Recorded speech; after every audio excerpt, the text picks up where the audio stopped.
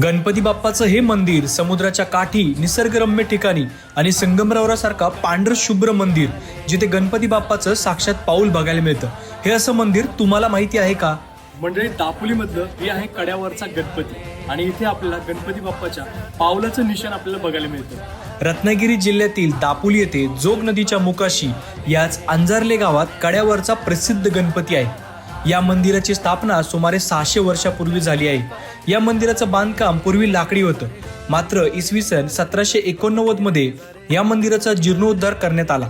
यानंतर हे सुंदर संगमरवरासारखं पांढर शुभ्र मंदिर उभारण्यात आलं. या मंदिरातील श्री गणेशाची मूर्ती उजव्या हाताच्या सोंडेची अशी आगळीवेगळी अतिशय सुंदर मूर्ती आहे. शेजारीच महादेवाचं मंदिर आहे, जिथे दर्शन केल्यावर मन अगदी शांत होईल. मंदिरासमोर सुदर्शन तलाव आहे, यात भरपूर कासवं आहेत आणि या मंदिरापासूनच थोडंसं खाली पायऱ्या उतरून गेल्यावर गणपतीचं पाऊल बघायला मिळतं. मंदिरापासून थोडंसं खाली आलं की आपल्याला इथं बघायला मिळतं गणपती बाप्पाचं हे पाऊल. असं म्हणतात इथे साक्षात श्री गणेश या मंदिरात स्थानपन्न होण्यासाठी जेव्हा आले तेव्हा त्यांचं पहिलं पाऊल डोंगराच्या माथ्यावर पडले आणि दुसरं पाऊल मंदिरात.